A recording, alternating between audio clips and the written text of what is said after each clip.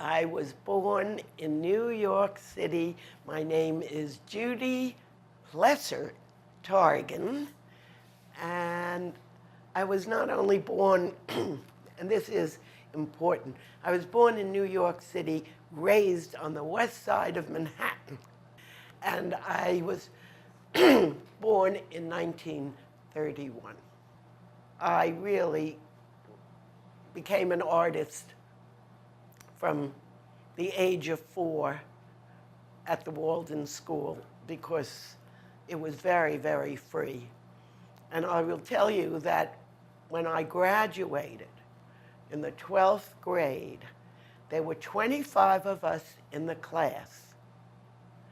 And of the 25, there were 24 guitars and 1 paintbrush. That was me. I went to Smith College. I had a wonderful education there, and I am still very, very active up there and very proud that we are still an all-girls school. And now they have probably one of the best college museums in the country, and I'm on the visiting committee of the museum and very active up there. Well, immediately after, I was in New York and had a job running the mimeograph machine at the League of Women Voters in New York. And that didn't last very long. I then got married, moved to New Jersey, and I had never been in New Jersey in my life. And I thought it was like going to a foreign country. But I got a job at the old Orbeck store in Newark, working in the window display department. I was getting closer to being an artist. And I didn't last there very long because I became pregnant. And in those days, it was considered physical activity climbing into a window, and I was immediately fired. Women could not do that. I really started my career as an artist. I started doing pictures for children's rooms. After about 12 years of that, I made a transition to being a printmaker. I had met somebody who was the first person to get an MFA at Rutgers in printmaking down in New Brunswick. And I worked with her thinking that I was just going to be able to do these pictures for children's rooms much faster. Wrong.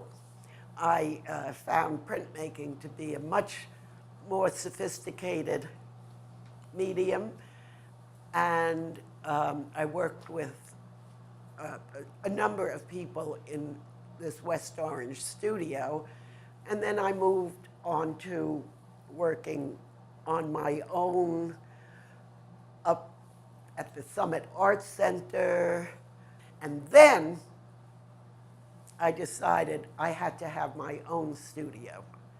So I hired an architect, and we were in this house, and I said, look, Bob, I have to have my own studio.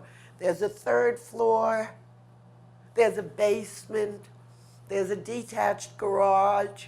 What do you think? He said, don't you have a room on the 1st floor? And it had never occurred to me. So all we did, there was a room here, we pushed it out, and I have lived here very happily ever since. It was the best thing that ever happened because I was part of the family. The kitchen wasn't far away, and these French doors here were original doors. my press was against that window. All this wall were drying racks. All of these walls were for brayers and inks. And I got very busy, and I had a full-time assistant helping. And so I sold my press. I donated all my brayers, which I had taken such good care of, and I donated them to Smith College Studio Art Department, which had now grown to a very big department. And I started to do work on paper.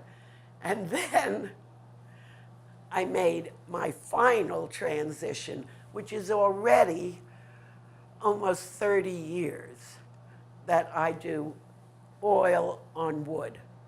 And they are all dimensional.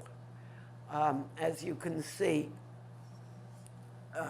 I paint with oil paint, I paint the sides, I paint all around. Some of them are very different kinds of shapes. I do have a carpenter who makes these shapes for me to my specifications. And then I proceed. I have a website now, so you can look at it and try to understand the process. Actually, my life is totally involved with art. I've been a docent now for 26 years at the Newark Museum, and it's been a wonderful learning experience, and it has influenced my own work, and it has influenced my collecting work in many ways, and I love doing it. And I'm also, through all this, have been collecting contemporary painting, sculpture, and prints and drawings. I'm not as active as I was over the years, but I have some wonderful pieces here, and I love people to come, and I give them tours, and it's a lot of fun. And if you haven't been to the Newark Museum, you really should go down. It's really a jewel. And it's been a long career, and it has changed paths over the years. But in many ways, if you look at my work from the very beginning, it has retained certain elements in it, but it's grown. This was quite a while ago when I had my 50th reunion of college, and they asked you to write something about your life up till this point. And, well, most people talked about their children and their grandchildren and their various things like that.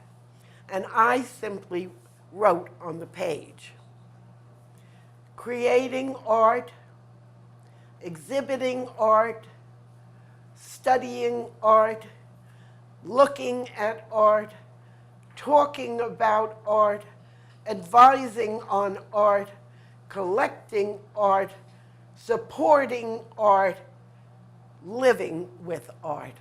And that is really my life. Awesome.